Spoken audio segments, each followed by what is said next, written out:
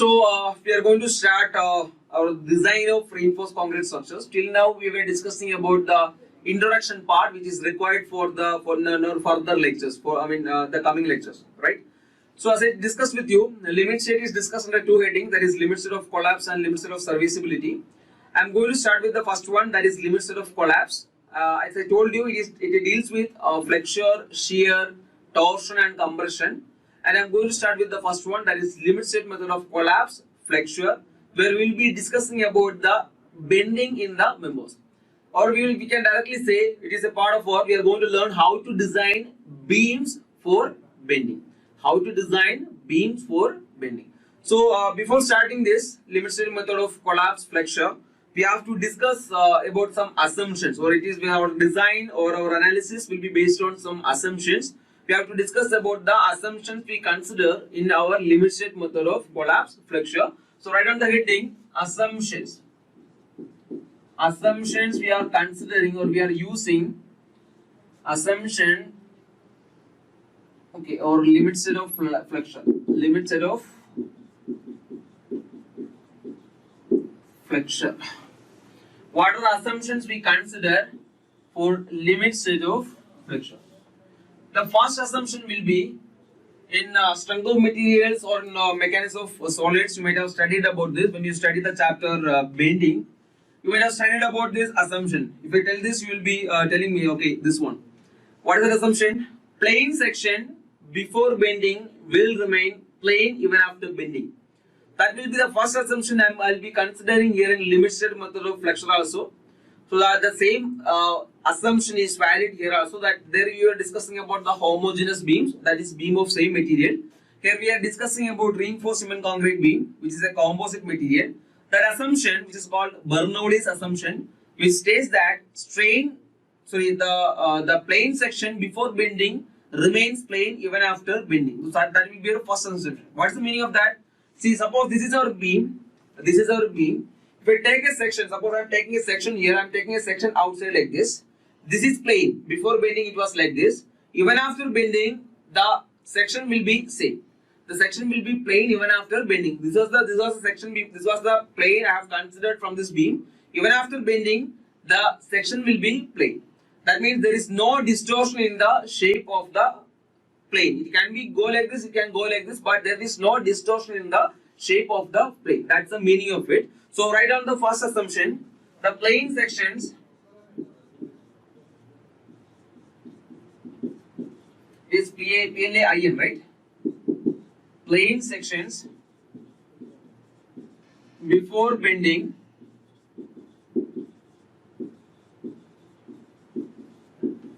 remains plane even after bending. Plane section before bending remains plane even after bending. It is also known as, it's called our Bernoulli's assumption. Bernoulli, if you want you can write, or not required for GATE exam, but still it's called Bernoulli's assumption, which is valid for composite sections also. We can consider it here, right now. So our second assumption will be the maximum strain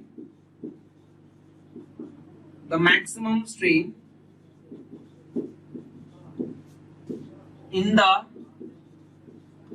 extreme compression fiber, the maximum strain in the extreme compression fiber of concrete will be equal to, in flexure will be equal to 0.0035. Concrete in flexure, okay, in flexure will be equal to 0.0035. The maximum strain in concrete in the extreme compression fiber, the maximum strain in concrete in the extreme compression fiber will be equal to 0.0035. The maximum strain in the concrete in the extreme compression fiber in flexure will be equal to 0.0035. Our third assumption will be the tensile strength of the concrete. The tensile strength of the concrete is neglected. We We have discussed about the modulus of rupture. We have discussed about the tensile strength of the concrete in bending. Even if the concrete bends, there will be some tensile strength. Concrete can take some tension. But for the design, for the analysis, as per our in our limit state method, we are not going to consider the tensile strength of the concrete. Right? That is our third assumption. Tensile strength of the concrete is neglected. Our fourth assumption will be strain at the level, or we can say, okay, strain at the level of tension steel at failure must not be less than, it must not be less than 0.002 plus Fy divided by 1.15 ES. The failure strain or the strain at the level of tension steel must not be less than, or it should be greater than or equal to 0.002 Fy plus Fy divided by 1.15 ES. Or you can write the equation in this way also, 0.002 plus 0.87 Fy divided by ES. Both are same. Right? But better to write the equation like this, write the strain value like this. This is the strain value at the time of failure at the level of our tension steel. It will be equal to 0.002 plus Fy divided by 1.15 ES, or 0.002 plus Fy divided, 0.87 Fy divided by ES. You have to remember these two values, very important. The maximum strain value, or the strain value and at the extreme compression fiber for concrete will be equal to 0.0035 at the level of tension steel, or the maximum strain at the level of tension steel at failure, before failure, is equal to, should not be less than 0.002 plus Fy divided by 1.15 ES. These are the four assumptions we have to consider for our limit state of collapse. Okay, please note it down. We are discussing about singly reinforced beam, right? We are going to discuss about our singly reinforced beams. That is stress block parameters and strain diagram for singly reinforced beam. In the previous lectures, I told you there is limit state is defined under discussed under two headings: limit state of flexure and limit state of collapse and limit state of serviceability. Limit state of flexure, it deals with, limit state of collapse deals with flexure, shear, torsion, and compression. And we talk about the limit state of flexure, we have to discuss about three things: that is singly reinforced beams, doubly reinforced beams, and flange beams. So we are going to start with the first one, that is singly reinforced beams. You can give the heading like that first. We are going to discuss about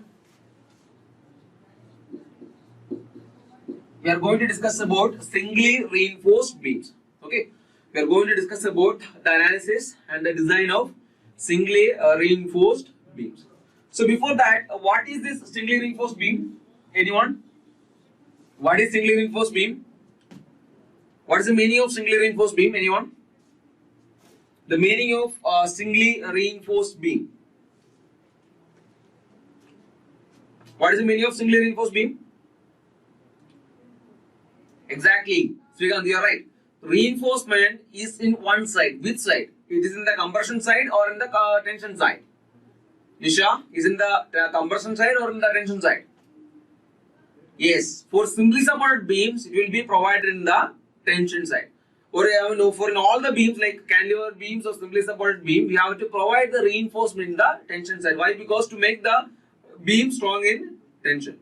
Right now, or you can write that like this: singly reinforced beams are those beams where the reinforcement is provided in the tension zone, or the reinforcement is provided only in the tension zone for our singly reinforced beam. You can note it down.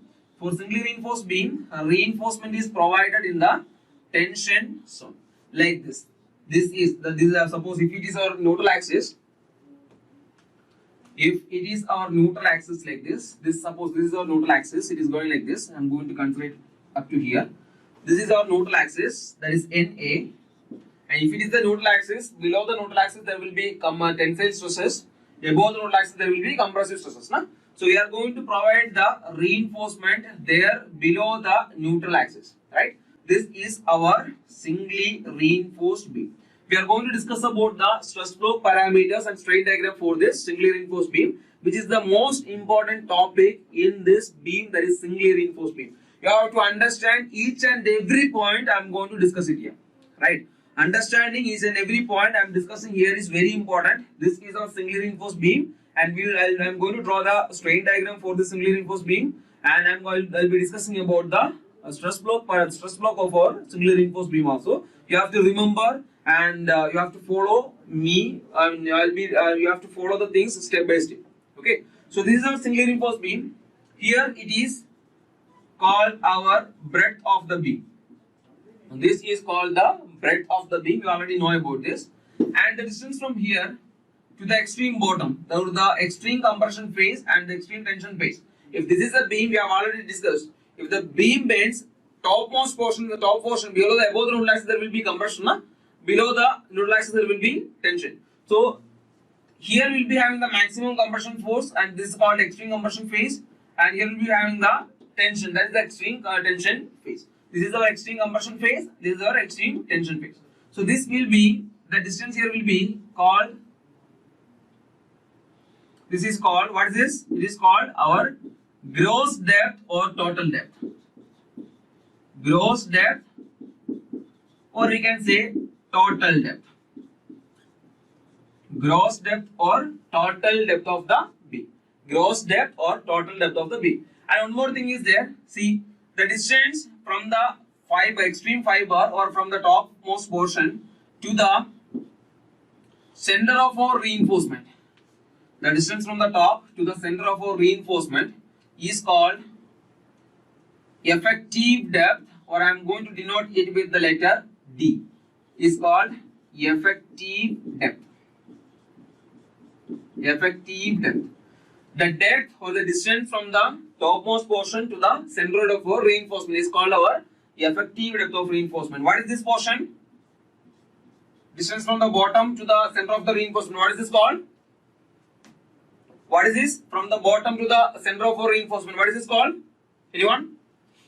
This is called our effective cover. No? It is called our, exactly, this is called our effective cover. You can remember one thing here. This is the total depth. This is the effective cover. How to find the effective depth? Effective depth will be equal to total depth minus effective cover. Remember this. The effective depth will be equal to total or gross depth minus effective cover. Exactly. You are right. Total depth minus effective cover. Remember this. So this is how you have to understand in our singly reinforced beam. Reinforcement will be provided in the tension zone. This is the breadth of the beam. This is the gross depth or total depth of the beam. This is called effective depth of the beam. Right? Yes. We are moving further. I am going to discuss about the strain diagram. We are going to discuss about the strain diagram. See the first assumption in limit state of collapse flexure. The first assumption there is plane section before bending remains plane even after bending. This assumption will indirectly tell us the strain distribution is linear, or we have to consider the strain distribution as linear. If this is a plane before bending, even after bending it is plane. There is no distortion is there in the cross section, means that we have to consider the strain distribution linear. So this is the bottom face of the beam, right? This is the bottom face of the beam, and this is the top face of the beam or extreme compression fiber. So strain distribution will be linear, which will be having a zero value at the at our neutral axis, and will be, this is our tensile strain, and it will go like this. It will go like this. Finally, this will be our maximum compression strain. The maximum compressive strain will be here at the extreme fiber, and here this is actually wrong. We have to consider the strain value till our reinforcement only. We are going to consider the tensile strain, the strain value till the reinforcement only, not up to the bottom fiber. Right now, so this is the strain value at the level of our tension strain, and this is the strain value at the level of our compression strain. This will be our strain diagram for our singly reinforced beam or the limit state of flexure. Strain diagram for our limit state of collapse flexure. We are going to get the strain diagram like this, which is a linear one. It is actually the linear strain diagram is actually because of our assumption that is plane section before bending remains plane even after bending. Right now. So what is the strain value here? Can you tell me what is the strain value there? If it is the strain diagram, This is the maximum strain in the extreme compression fiber. What is the strain value there? Any idea? Exactly, it is superb. It is 0.0035. It is also known for assumption, right? What is that assumption? The strain at the level of extreme compression fiber or strain in the concrete at the extreme compression fiber is taken as 0.0035. Right now, yes, Dhruv, Srikanth, Saksham, Nisha, Ramesh, Vishnu, everyone is correct. 0.0035. Now tell me, what is the strain value here? Strain value here. What is the strain value here? This is the strain value at the level of tension steel.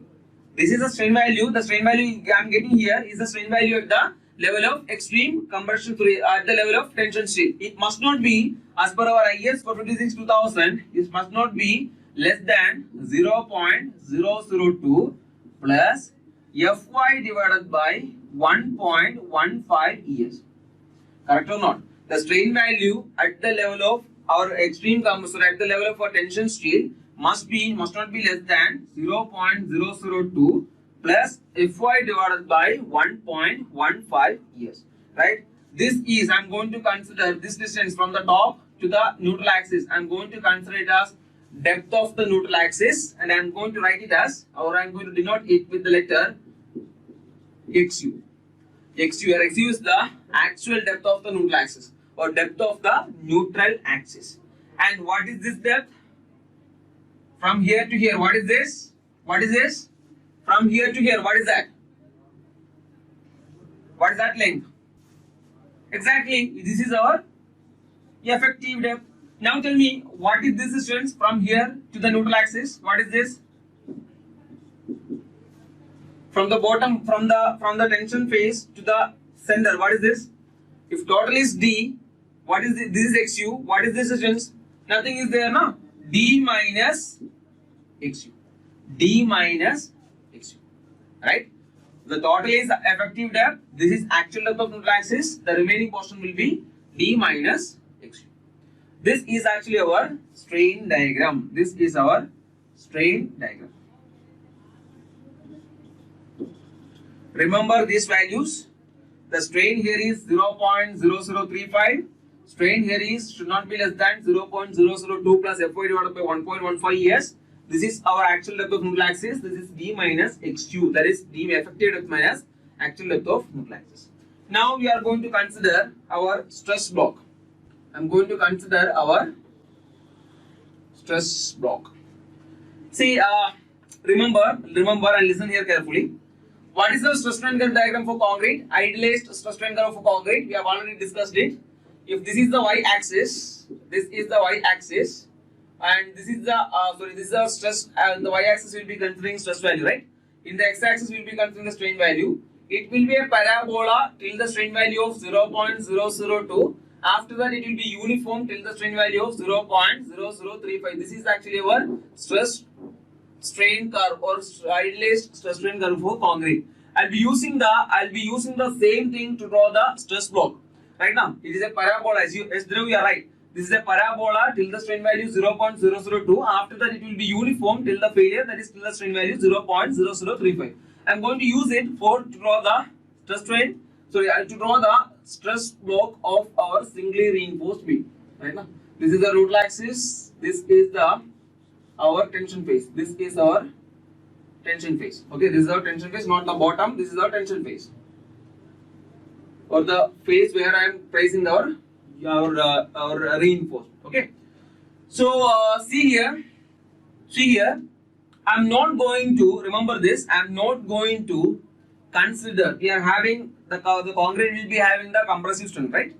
I'm not going to consider the compressive strength of the concrete below the neutral axis. Remember this first point. I'm not going to consider the compressive strength of the concrete below the neutral axis. So the stress block will be somewhat like this. It will be a parabola. It will be a parabola. This is the strain value, right? It will be a parabola till the strain value 0.002.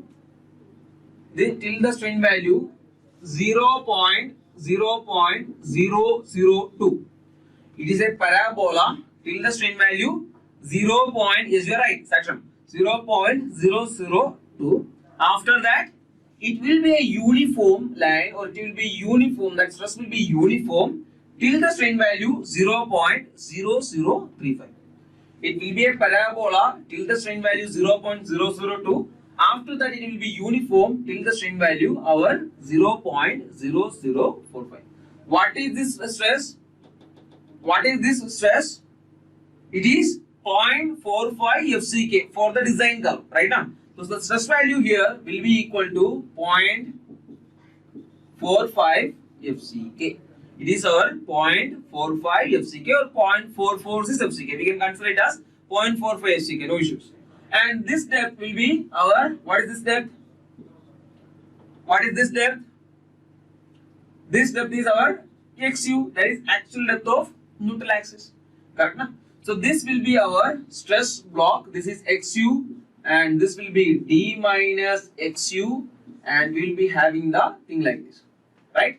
This is actually what is this? Parabola till the strain value 0.002. After that, it will be uniform till the stress value 0.45 FCK. Right now.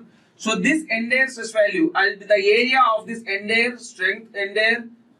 stress block will be giving you the compressive force in the concrete. That's the total compressive force in the concrete. And this value here, this will be your tensile force in the beam. Tensile force is actually entirely due to our tension steel provided in the concrete, so provided in our beam. It is not due to our concrete. The tensile strength of the concrete is entirely neglected. Tensile strength of the concrete is entirely neglected. Right now, so this is the tensile force will be given by our tension steel. So we will be having the tensile force here at the level of our tension reinforcement.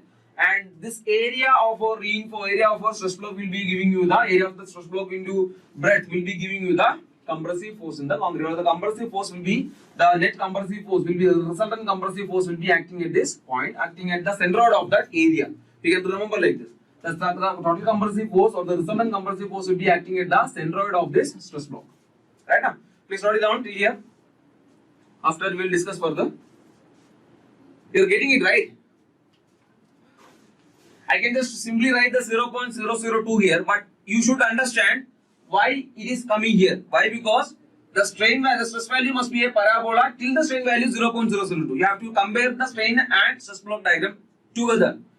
Even if I draw the strain diagram and stress block diagram separately, you have to think about these two diagrams together. I'll tell you why. Okay, it's actually very important concept in singly reinforced beams. You can find many number of questions from this single figure, single diagram. You can expect many number of questions from this and this figure combinedly. Okay, this is actually our stress block. So see, Srikanth, actually it must be opposite. That's it. It must be opposite. That's it. Nothing else. Direction is actually not important here. We can consider it in this direction or in this direction. No issues are there. It must be opposite. That's it. For equilibrium, the compressive force and tensile force must be in the opposite direction. That's it. You have to consider that. That's the only one you have to consider. Exactly, section. That's the reason why I have to consider in the opposite directions. Direction actually doesn't matter. Both must be in the opposite direction. That's it. For equilibrium. For equilibrium, this compressive force must be equal to tensile force. We will move to that. Fine. Yes, we are moving further. See, I am interested. Listen here. I am interested. You can listen here. Just listen here. I am interested in finding. This is actually the total depth of neutral axis, right?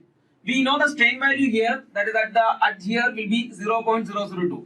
But I am interested in finding these two distances. I am going to consider it as x1. This is x1, and I am going to consider it as x2. I am interested in finding this x1 and x2. We need that for further concepts. What is this x1? What is this x2? How to find this x1 and x2?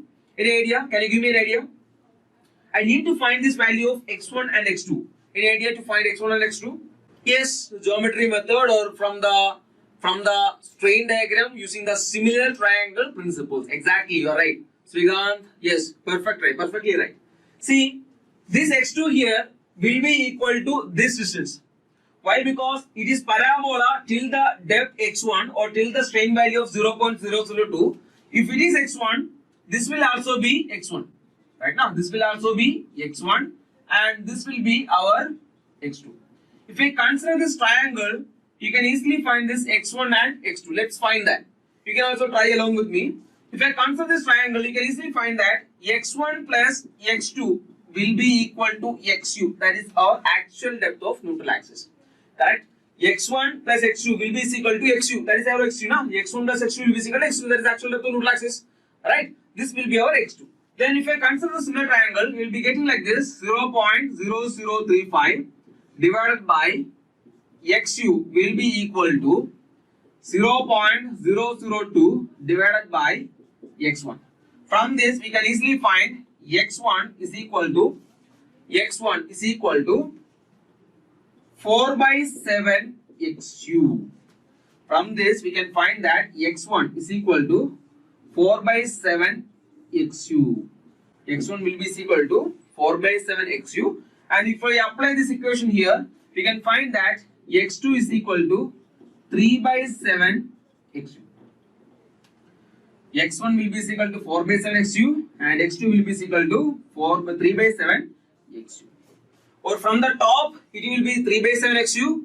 From the bottom, it will be 4 by 7 xu. This is 3 by 7 xu and this is 4 by 7 xu. You have to mark it here in this table. From this, in this stress block, this is 3 by 7 xu and from here to here, it is 4 by 7 xu.